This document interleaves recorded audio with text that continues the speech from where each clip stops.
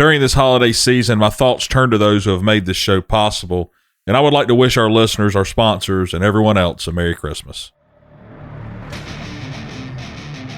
Winchester AA target loads have long been the standard of performance in shotgun sports. Available in over 50 different load specs, the AA line is known for its 6% antimony shot, reloadable hull, clean burning propellant, and of course, the famous AA wad. Winchester AA, it's the choice of champions. You are now tuned into Shotgun Sports USA. Powered by Winchester.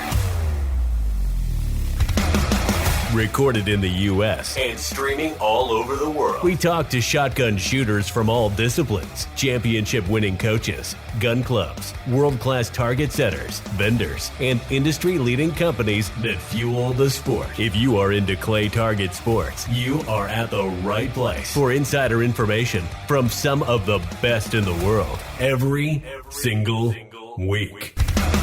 Remember to subscribe to our podcast, leave us a review, and connect with us on social media. You can also catch our episodes on shotgunsportsusa.com.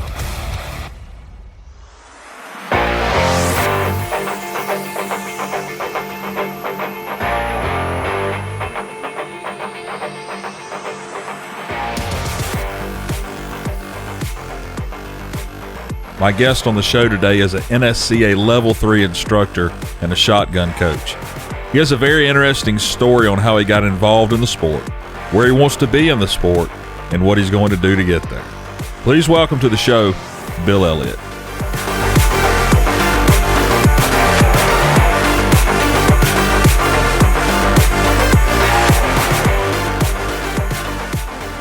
Bill, welcome to the show. I'm glad to have you on.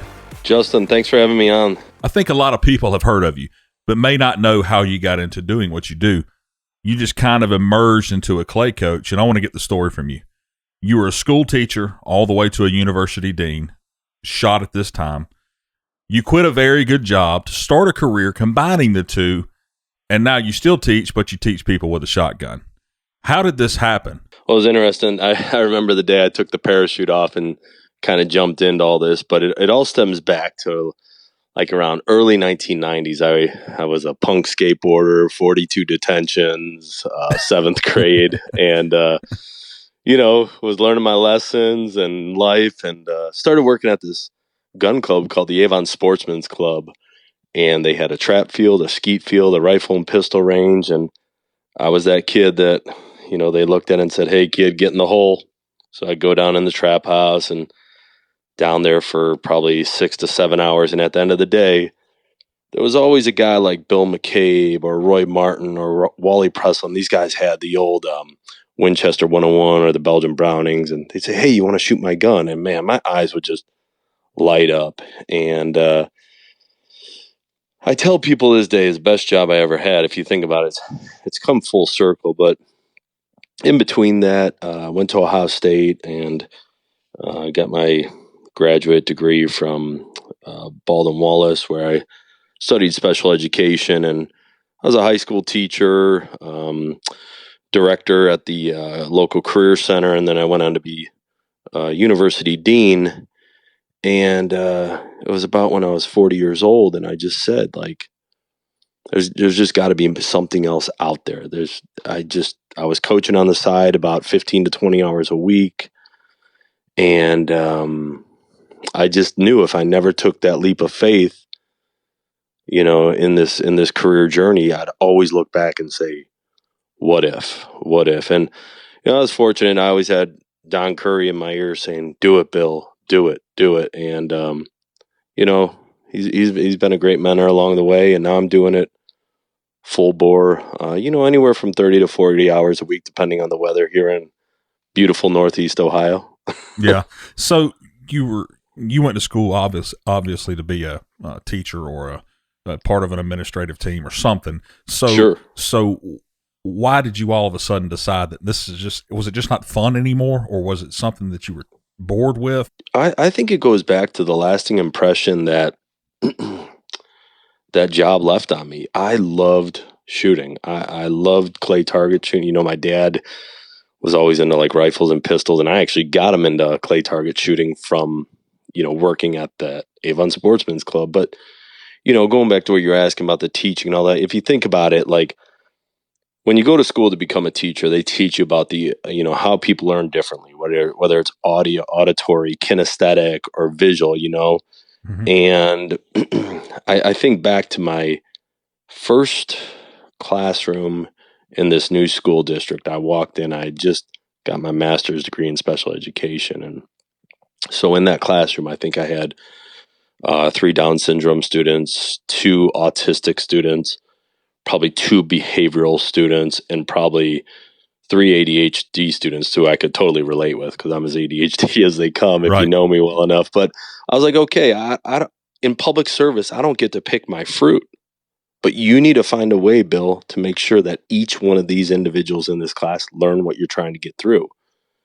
And so I believe that really, really helps me, as a coach, because if I can understand how people learn, then I can get the point across a lot better. And I know, everyone, there's an old Navy SEAL rule called the 40% rule, that you've only used 40% of what's in your tank. There's another 60% in you that we're just trying to extrapolate out of you. Being a teacher has helped you moving into what you're doing now. How has it made it easier for you to relay a lesson or a message to someone? Well, I guess if it's no different than when I get up in the morning and go to a shooting tournament. Everything's, mission based. What's the mission for the day, Bill? Well, you got 3 students. Okay. And each one of those students, what's the specific objective for those students? And what are the benchmarks that you're going to get to with those students today? Now, does the lesson plan always go as follows? No, but it definitely helps me, understanding how lesson planning went in the educational realm. It carries over right into the coaching realm and shotgun coaching. And, the way I look at it is sometimes you got to pivot a little bit. Sometimes you got to be flexible, but it's, whether you're coaching basketball or football or you're in the classroom or you're coaching shooters. You're still coaching and teaching. Yeah, exactly. Yeah. It's all strategic plan. It's all mission based. It's all objectives with benchmarks to get you to the goal in mind. Yeah. Most successful clay coaches are proven champions. Most. I'm not saying all. Yeah. Okay. Whether it's national, world champions, regionals, HOAs, at Big Blast, whatever you have. But this is different for you. You have no major wins. So what do you say to people when this seems to be an issue about you being a coach?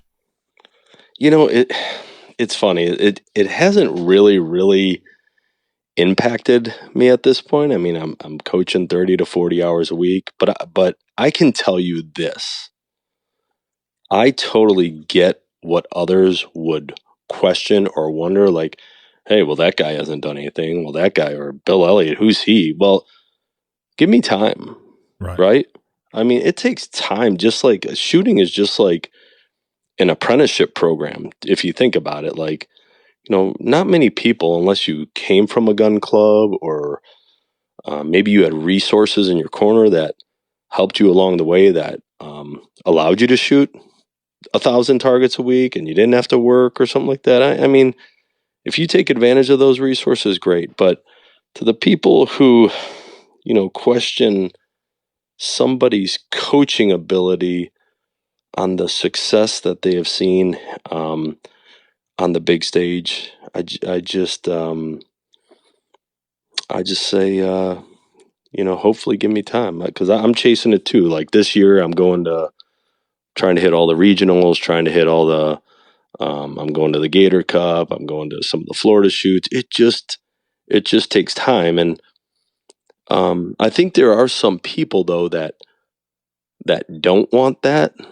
And I guess I don't understand that, because I love competing. I love competing when I finally got my legs under me a little bit in life where I could afford it.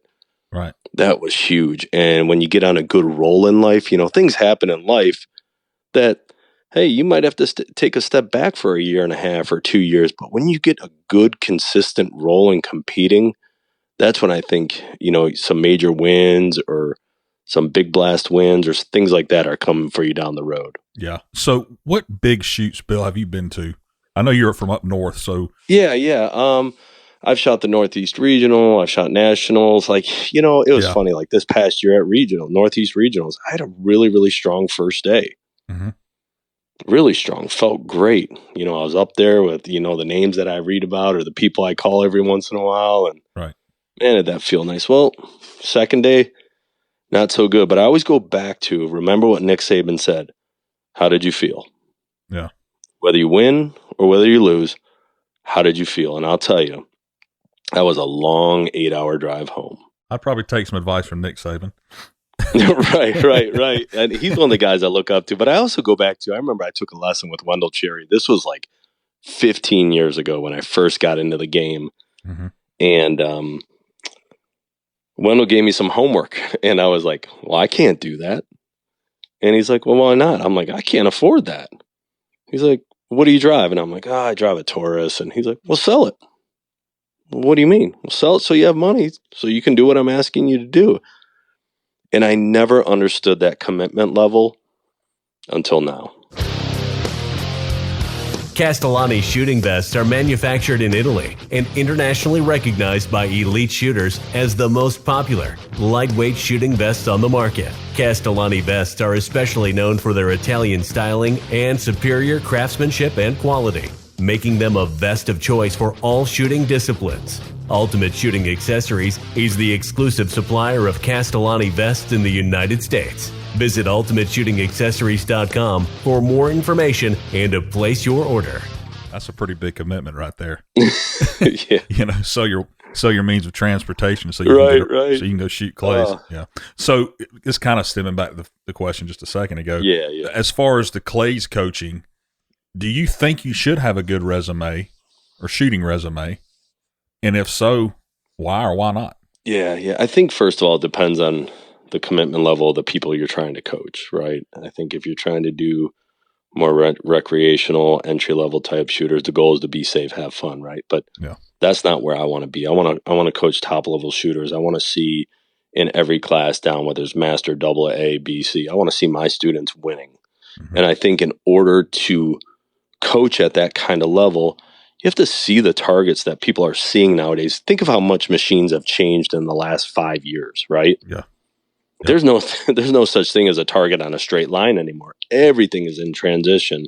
Mm-hmm. So, like, for me, it's really important that, I take lessons with a coach that's keeping up with the game. Let's go into your coaching background a little. You coach individuals and corporate groups. In your opinion, what's the difference between an individual and then an individual and a corporate group? Right. So think about this. The other day I had 30 attorneys for a corporate outing, team building activity. And I'm like, all right, so here's today's goal, right? Today's goal is specific focus equals specific results, vague focus equals vague results. No different than what you're doing in your office at work. Right. So, I'm trying to get them comfortable in their stance. I'm checking their eye dominance because I want to make sure that they leave with a smile on their face because they at least broke some targets. I got to check on their recoil sensitivity because I'm trying to create addicts. We're in the hospitality industry on a day like that, but I want them coming back because I know these are the type of people that we want involved in our industry. A little bit different than somebody who's coming to me that is like an individual lesson, and trying to find out, what would be a home run for that student for the day. And then I introduce them to my curriculum. And I say, here's my curriculum. Here's how it works. If you're interested in it, great. If you just want a one-off lesson type today, then I can give you that. But I'm going to tell you, there's a difference between a coach and an instructor. Right. And so when I give those individual lessons, I'm trying to help them understand, if you follow this sequential process, I promise you'll see results. But if you come to me and say, I just want to work on left to right chandelles today and right to left 45-yard fast crossers. Mm-hmm. Well, we can work on that. But if your foundation isn't there, then you're never going to be consistent. So the difference between what I would call an individualized lesson and a corporate outing or like a recreational outing, you're managing safety at the highest level. Can you imagine like 30 attorneys just holding guns who've never even shot in their life. No, not at all. I was just thinking that. They're probably out there just wanting to have a good time and not thinking about all that at the same time, So yeah, they break that first clay target and they got 2 shells in their gun. They're like, yeah, whoa, keep that gun pointed down range, please. Yeah. Oh yeah. What is you just mentioned a second ago, there's a difference in a coach and an instructor. Give me your difference in the two. It's huge. The difference between a coach and an instructor just gives lessons. You don't hear from him or her. I know we're all busy. We are all busy. I get that. But, man, there's nothing better than getting a text from your coach or saying, hey, I saw you won AA the other day. Keep up the great work. Hey, I saw you finished in the top 4 of your class. Even though you don't win, remember, the goal is to always be consistent. Right. I can tell you stayed in your mental game the whole way. Yeah. When you don't hear from somebody, that's when it's just you're just an instructor. You're just giving lessons. Yeah. And like I said, I know we're all busy, but hearing from your coach is huge. I was just thinking that it would make someone feel good just to know that you were looking.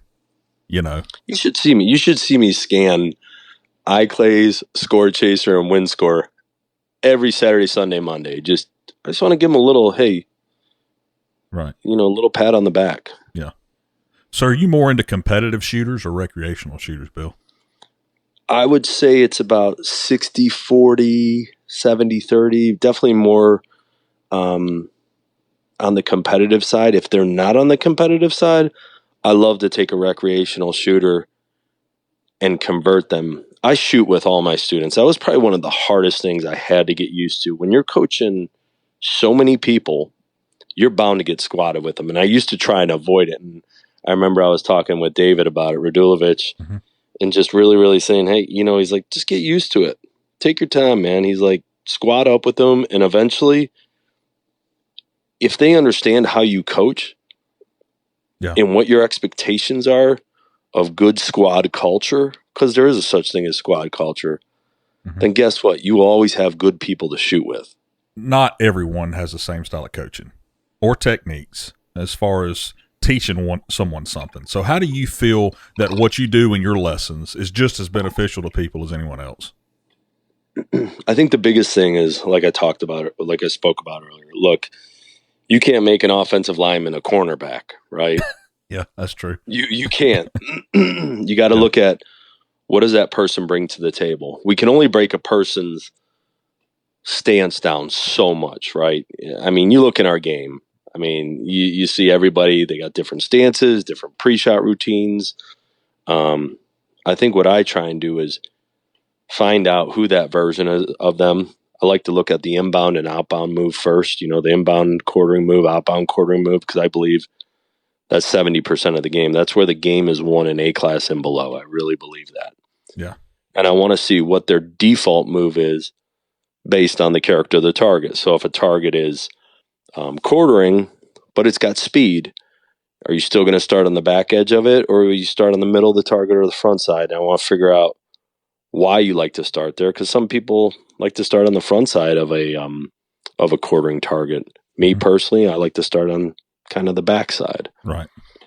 But I want to know why, like what's their thinking, and then let them try that out. And then after that, like I'm really big into drill work. Like one of the things that you do when you're coaching like football or basketball is you don't play football every day, or you don't roll the basketball and do full bore open gym every day. You're working on technique, mechanics through drills. Right. And I'll have my students do a lot of drills. Well, I mean, they say practice makes perfect. I don't know. There's a whole bunch of different little sayings like that. But right. The more you practice something, the better you get.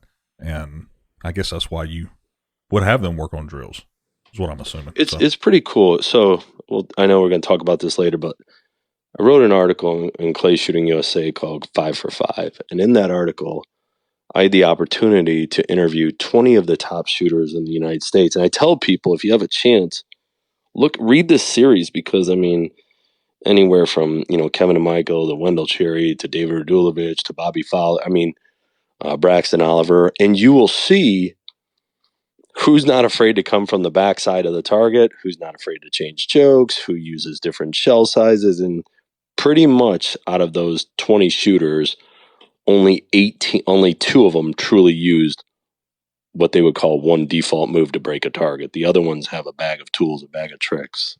That's probably interesting. Where was that at? Was that published where? Yeah, it was in Clay Shooting USA, and we ran it for it ran in 4 different magazines, and it's really cool. I asked him 5 questions, and Wilgus was in it, and talked about why he uses what he does and technique. I mean, a bunch of people. Yeah. Really cool. Well, I mean, since we're on the topic, what other magazines do you write for? Or is that I write for Clay Shooting USA, and then Clay Target Nation. How did you get involved with this? So you volunteer? It's funny. My father, who I'm really tight with, him and I, we bird hunt a ton. We train bird dogs, and we upland hunt, pheasant, grouse, quail, things like that. And yeah. He would always write these stories that he would have hidden, he would show them to me. And, so I started writing a little bit and shared some of it with Don Curry, and Don's like, hey, you got to start writing for the magazines. And I just started writing because I've always enjoyed it. When I'm on an airplane, I'm always either reading or writing. It's just something I really enjoy. Yeah. Yeah. Well, how long have you been doing this, Bill? I've been writing now for both magazines for about 5 years, and I'm always welcome to new ideas. I'm doing this series right now. It's the target setter's mindset. Yeah. So I'm doing like Hemingway and Longo and Seibert and Joe Skull, Anthony Matteries, just Travis Mears, a bunch of different target setters, and I asked 5 questions to them. Because I think it gives the reader an insight to the part we don't really focus on enough. Target setting is something you're interested in too, right? I love it. To me, it is. It's just one of the most creative ways, and you can really, really, show how much you appreciate the game. I think a good target setter, you'll see how hard they work. Now, is this something you would want to do at a big tournament instead of shooting it, setting some targets for people? Maybe down the road, but right now, I just love shooting. Yeah. I love competing. Yeah. I love competing. You had told me that you like to surround yourself with certain people, and I thought about that when I read it, and I thought surrounding yourself with good company can always make you successful. My dad told me that a long time ago, and I heard a saying the other day somewhere online, and the guy said, "Show me your friends, and I'll show you your future." Yep. And I'm assuming you kind of live by this by mentioning that. So in the clay shooting world, who do you surround yourself with, and how have they impacted your life and your career? Yeah, it's interesting, right? They say you are who you run with. Well, when I got into this, I said, just like you did in education, Bill, immerse yourself in it. Like, open yourself up to constructive criticism, open yourself up to suggestion. And so, I can tell you, Sean Spindell at Hillendale, Jake Spangler at Cardinal, Bruce Schultz always sends me some really cool mental notes. Don Curry's been a great mentor. But then, on any day, I could pick up the phone and call Dave Radulovich or call Braxton or Mike Longo, Jasper, anyone, and just have a good conversation about what they're seeing in the industry. But outside of that, I've surrounded myself with 3 mentors from the private sector who really, really have, helped me guide my business model. Private sector, you mean people that don't shoot? Yeah, people that I really, really looked up to and still look up to this day. Yeah, they shoot, but they're not, they're not master class. They're not even, 2 of them aren't even registered shooters, but they've given me a ton of advice on how to run my business, or if I have an idea, I'll run it by them because they don't have any skin in the game.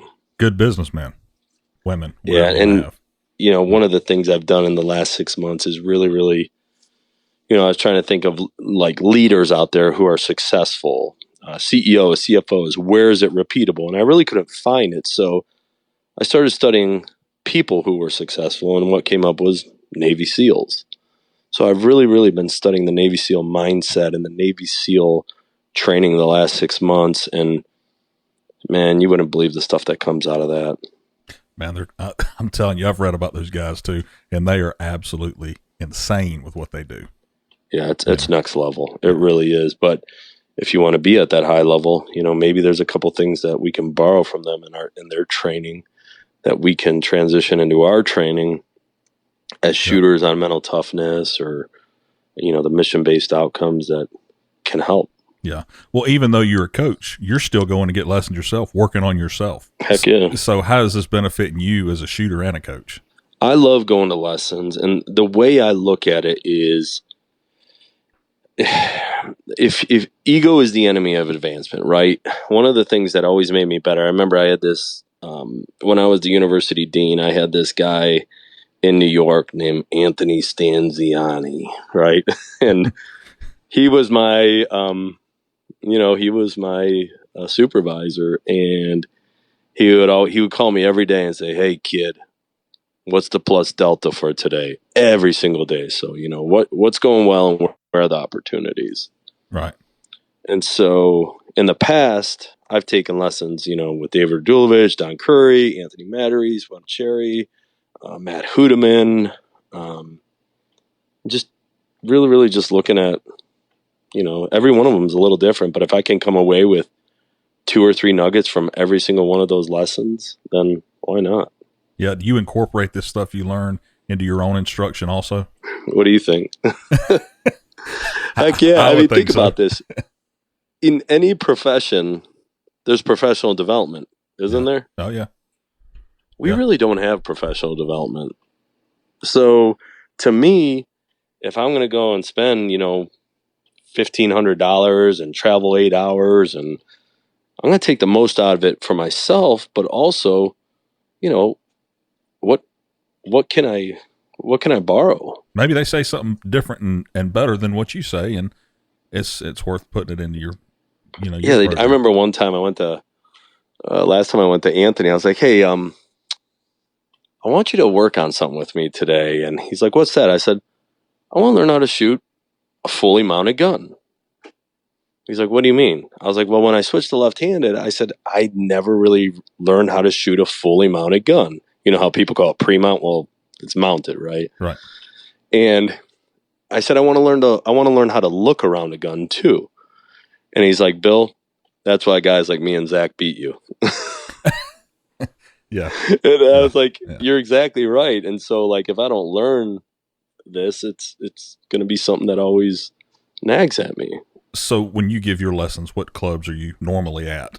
And then where do you go if you go anywhere? Typically, I have 5 clubs, like in the Ohio, Michigan area: Hillendale, Cardinal, Shooting Center, South Cuyahoga, C4, Emmett County up in Michigan. There's a couple others. I'd really like to branch into Pennsylvania on the western side a little bit, but there's only so much you can do, and time in the car is it's time. When you're driving to and from a club to give a lesson, you got to see if is it worth the drive. Yeah. Oh yeah. I got 2 little ones at home. I got a 4-year-old and a 2-year-old, and it's madness here. So, being a brand name in the clay target industry, Rick Hemingway has said, "Have you ever noticed almost all major sporting events are being run by Promatic traps?" Think about that statement for a minute. He's right. And you may want to consider that before making your next purchase. Rick is the largest Promatic dealer specializing in individual and commercial trap sales. Rick provides skeet, trap, 5-stand, and sporting clays, designs, installs, and service. He also offers accessories such as solar panels, wireless release systems, as well as the hottest item on the market, the Claybot by Renair Products. Visit www.backwoodsquailclub.com or give him a call at 843-546-1466. I've never been up north to shoot. Well, I went to Chicago once, but other than that, I have not been up anywhere else. Ohio, none of those places. Oh, you got to come to our state shoot. Yeah, our state shoot's just awesome. That's what everybody keeps saying.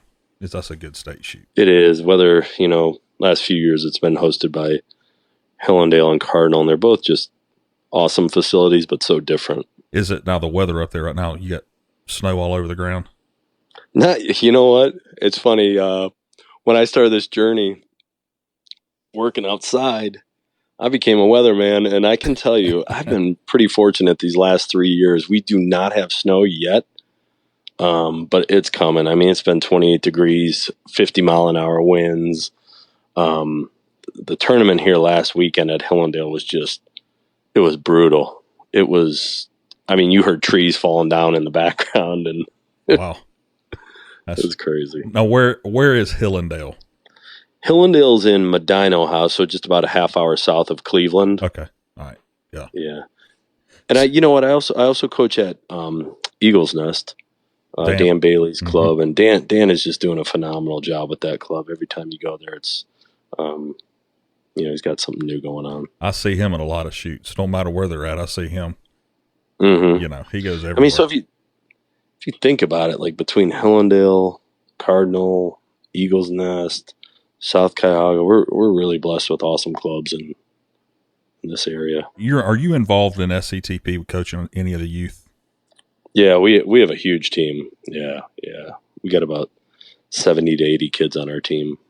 Which do you prefer to coach? Or let me ask you this. What are the differences and you find when you're coaching a youth shooter versus someone that may be 30 or 40 years old? Is there a big difference in the two? There is. There definitely is.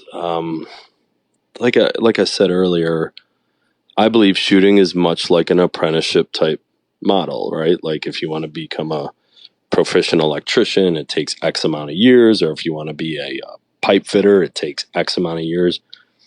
I think shooting, if it's done right, is similar to that. What it is with the youth, they have such a new mind, right? And I tell them all the time, like, hey, you play Fortnite, come do the real thing, Yeah. Let's blow stuff up for real. and then you get them hooked, and they catch on pretty darn quick. Right. Where with the more experienced, or if you want to call them older people, they're a little bit more impatient. Like, for example, you're giving a lesson to a CEO or a CFO who has really, really been successful in the business world. Well, sometimes I think they forget how long that journey took for him or her to get to that position. Yeah. Well, shooting's no different. Yeah.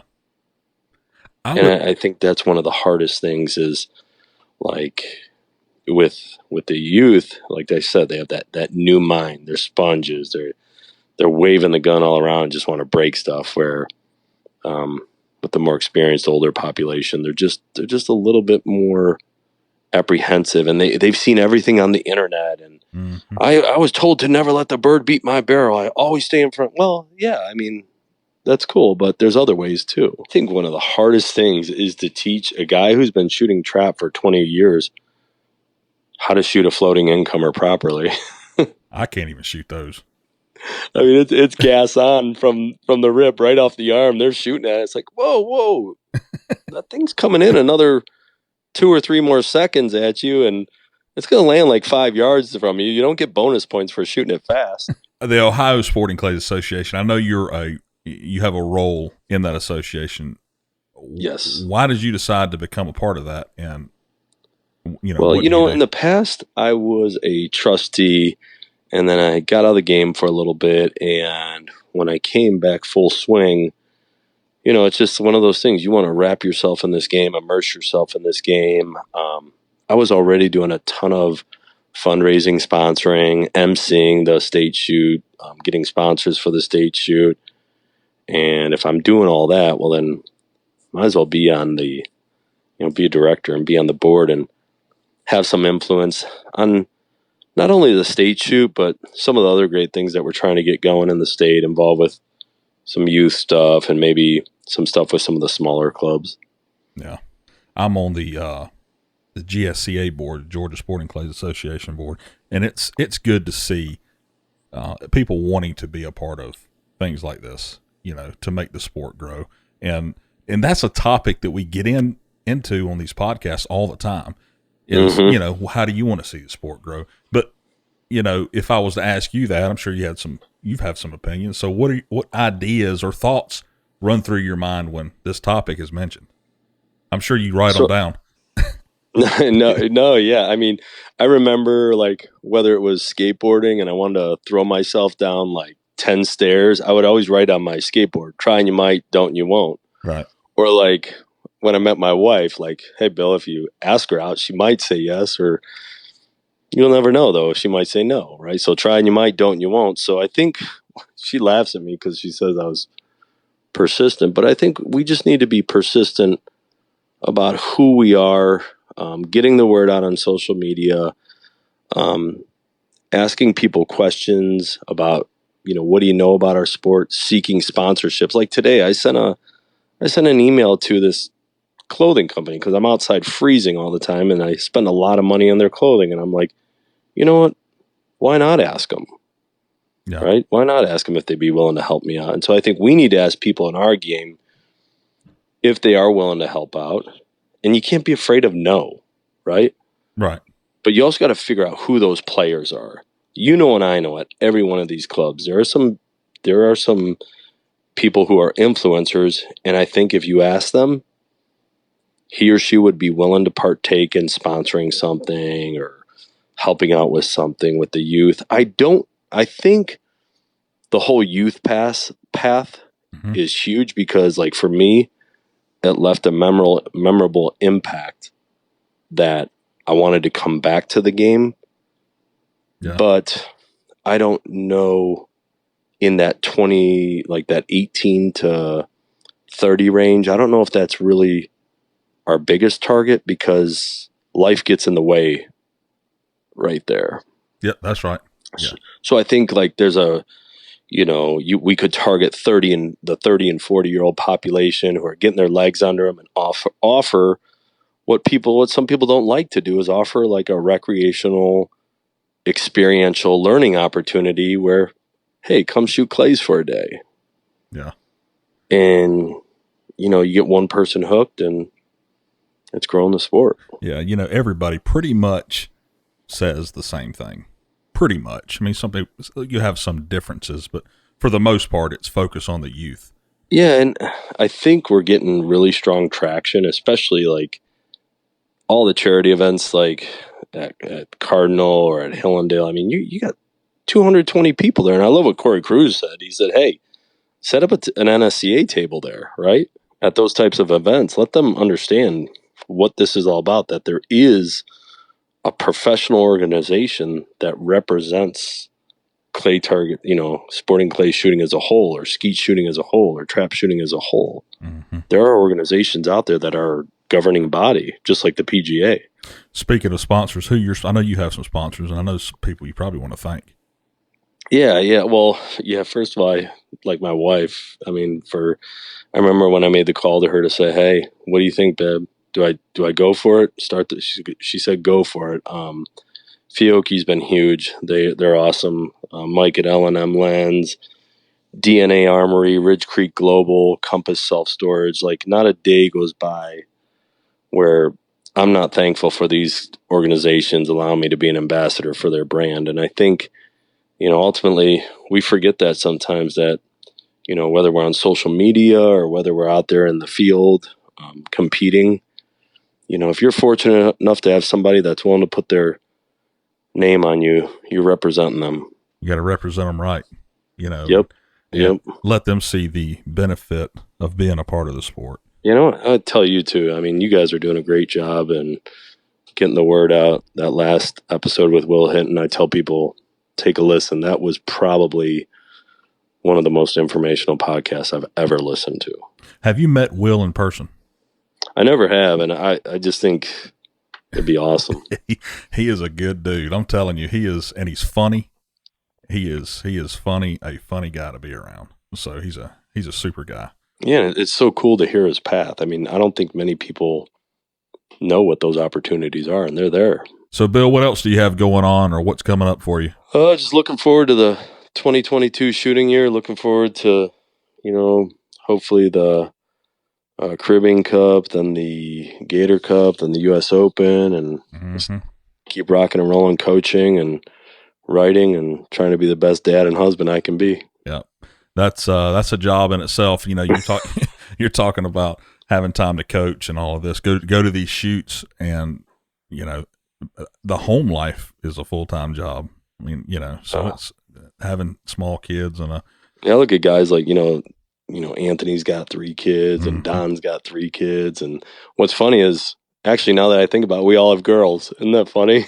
Now, you're such good friends with Don because you went up through the NSCA yes. instructor course, right? What are you now, level 3? Yeah, I'm level 3. Yep. Go into what you had to do to become a level 3.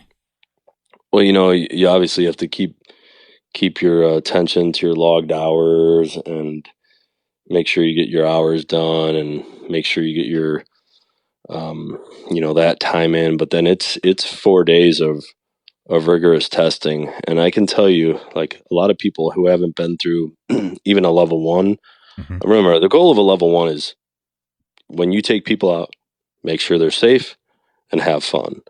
That's the goal of a level 1. So I'll hear people say, well, he's a level 1 instructor. Well, yeah, his goal as an instructor is to make sure people are safe and have fun. You know, right. The goal of the level 1 program is not to be the best diagnostics reader out there. As you get into the level 2 and the level 3, yeah, you start looking at gun fit a little bit more. You start looking into eye dominance concerns more. You start looking into techniques more. You start looking into the mental training a little bit more. And, you know, both level 2s and level 3s that I was in, there were some people who didn't make it. And they always offer, hey, if you don't make it, you know, you can come back and take it again. And it's a pressure cooker. What are the handwritten test is very challenging. Really? Oh yeah. Now, how many don't you have to have a certain amount of hours before you can be a level 3 also of coaching? Yes. And I think it's a bunch. I know that. Yeah, but it definitely it was just an awesome class, and we did that with Gary Wallstrom and Don and Sarasota, and you know, I was fortunate to work side by side that whole weekend. I don't know if you remember Bobby Stitchcomb from Georgia. Yeah. Bobby, I had the opportunity to meet him through that, and, you know, God rest his soul. He's no longer with us, but that was one of the most, you know, enlightening weekends I can tell you in my learning career, whether it was through my master's degree or anything I did in the past. It was just awesome to learn alongside those people. Yeah. Now, how many level 3s are there? There's not a lot. I would say that there's probably like maybe 60 to 80, something like that. I think what happens is they get logged on the NSCA website, and, you know, some people want their name published and some people don't. Gotcha. Well, Bill, it's been good talking to you, man. I hope that your career takes off just like you want it to and continues to do good. And I guess I look forward to seeing you down here at some of these shoots in the South. Yeah, I hope the same for you too, man. Keep up the great work, and really appreciate the opportunity to be on the show.